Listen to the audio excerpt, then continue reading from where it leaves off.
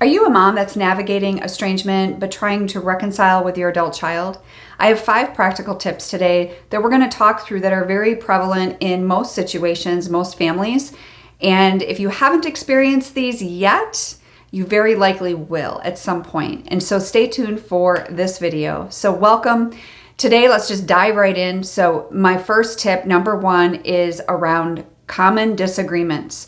How many of you have had disagreements with your adult children? How are you handling those disagreements? Are you handling them like you did when they were young and they were still under your control in regards to, navigating them for their safety and their health and wellness? Or are you allowing them to be the adult that they are, but still trying to parent the same way? We never stop being a parent. A lot of people will say, well, you don't parent adult children. And in an aspect, that's correct. But you are always going to be a parent. You're always going to be a mom or a dad. So in that aspect, we need to learn different tools and rules in regards to how to parent that child, your son, your daughter, because it looks different in every situation and in their age, right? Their age brackets really make a difference. And so what they're going through in their own life. So handling disagreements is very common. Learning how to go ahead and do that. And I'm going to have a video on that in the near future here on how to handle those disagreements. But that is something that you need to think about. I want you to think about some common themes and some triggers that might contribute to some of these conflicts. And so I want you to look back and think about what are some things that, what's the common denominator in this? And maybe the common denominator in regards to topics too. What are some topics that might need to be off limits or agree to disagree? So number 2 is also letting go of control. Like we just mentioned, letting go of control is something that is hard for moms in most cases. And it's not out of trying to control them in a negative manner, but it's the fact of releasing the control that we had when they were young. And like I said, when we're controlling their health and wellness, we're trying to navigate them in safety and friendships and all the things.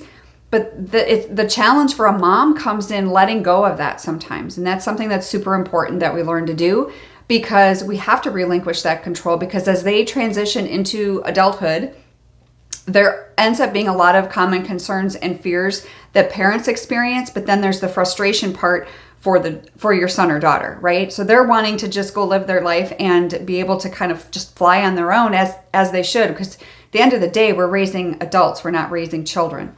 And so by also letting go of control, we need to learn to trust that we brought them up with our values that we thought was right. Whether they agree with them now or not doesn't matter. You have to know as a mom that what you did and trust the upbringing that you gave them. And maybe some of you are having a hard time with that because you're like, I know better now. I wish I would have never done XYZ. And so, but we can't go back. We can't change the past, right? And so we want to be able to just build that trust in the values that we brought them up in, and also trying to maintain that positive relationship. And they are adults, right? So you should be able to have these frank conversations with them. But a lot of you are struggling with that right now because either you or your child is not willing to do that at the moment. And so, but that's some food for thought for in the future as well. So number 3 is nurturing their independence. This is a big one. We need to really nurture their independence because like I said, we're raising adults, not children. So we want to foster that sense of accountability for them, giving them, emotional support in regards to encouragement, and letting them know that, hey, it's okay. It's okay if you don't know how to do something, or just encouraging them that I trust you. I trust your judgment. I trust that you are going to do the right thing in this situation. Because a lot of times I feel that our adult kids are feeling like we are judging them. And I know that's not ever your intention, but sometimes it does come across that way. And so it doesn't matter whether our intention is different than how they're perceiving it, because their perception is their reality. Doesn't matter what our intention is, right?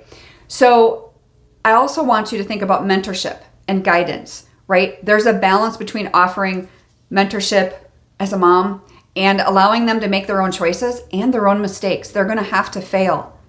We fail forward. All of us could raise our hand and think about the things that happened in our life that didn't go so good.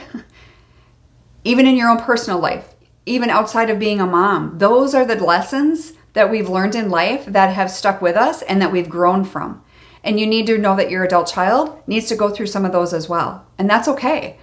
For those of you that I have not talked with before and you are open, you're willing to start thinking about coaching and getting a coach to be able to walk you through this situation and walk you through this turmoil that you're in. If you are ready for that, or when you're ready for that, you can click the discovery call link below. It's down below in the comments. You can click that and schedule a time to talk with me, and I can fill you in and you can learn more about that. But that's when you're ready for that. Not everybody's ready right now, and that's okay. But when you are, I can't wait to hear from you, and I would love to help you. So number 4 is recognizing their different life paths. So our kids, especially nowadays, are many times walking a path that we did not plan, that we did not necessarily hope and dream for them. But we have to remember that they need to have that individual journey just like we did as young adults. The world is changing, life is changing, and unfortunately there's a lot of things out there that are negatively affecting our adult kids and just us in general as a society. And so, but we have to remember that we have to recognize and celebrate that they are their own person. They're going to make their own job situations. They're going to maybe not take that same life path that you had planned for them, or maybe they're not going to, marry the person that you had hoped that they would marry, or maybe they decided they don't want to get married at all and they want to be single. And maybe that's not the vision you had for them. And we all have those visions as children. And then as moms, we have them for our children. But we have to remember that that's our vision for their life, and they're going to have their own. It doesn't mean that they can't change that vision, right? Just like you and I, sure, 25 years ago, 30 years ago, you probably had a different vision for your life than maybe, what you would right now. So anyways, that's a big one. We have to learn to recognize that they are going to take different life paths. And it doesn't mean that we have to agree with it or change your stance on anything, but we have to be able to accept. If we want to have a relationship with them, that's what needs to happen for them to feel accepted and loved within the family unit, right? So lastly, coping with changes. Coping with changes is hard for people in general. Change is hard for people in general. And so we have to be able to navigate these emotions, this roller coaster, as I call it. We have to give ourselves some grace. We have to learn some resilience. And if you don't know that you are resilient, I'm here to tell you that you are. Because you're not going to know and see your own resilience until you have gone through this. You've gone through the ups and downs. You've made changes. You've made good changes in your own life and as a mom. And when you see that, you're going to be able to see, wow, I'm stronger than I thought I was. And I know I need to learn to cope just a little bit better, right? Everybody has their coping strategies. Many of us do not turn to good things. For me, it was alcohol. That wasn't going to serve me. It made matters worse.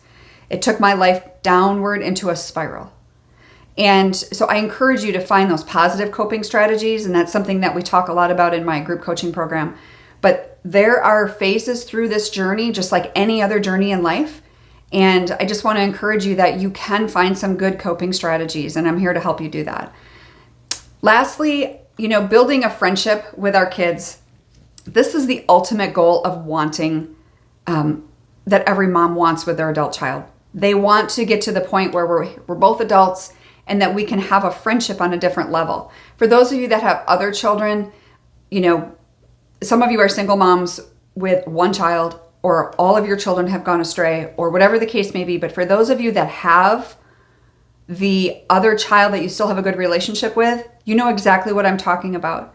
That's the ideal relationship where you likely are not doing all of these things. You're not trying to control them. You're able to let go a little bit better because that relationship is different. But it's also because their personality is different than maybe your other son or daughter, right? Our kids are different. They're not in the same mold. And we seem to think that just because we raised them in the same house with the same parents, at the same city, and they went to the same school, why are my kids so different from one another? It's because they're different human beings. They have different personalities. They have different desires. And the same situation can rub one wrong and the other one not be faced by it. So again, you really have to realize that they're separate people. So obviously the friendship aspect is something that we hope for, and that I hope that for you in the future as well. And it can be done. And as we learn some of these techniques to be able to apply when we're able, some of you are fully estranged and you don't have this opportunity at the moment. And my heart goes out to you for that. But don't ever for 1 second give up hope, because I didn't think I would ever have a friendship with my daughter either, but I do. And so if it can happen for me, it can happen for you. And so I look forward to seeing you in the next video.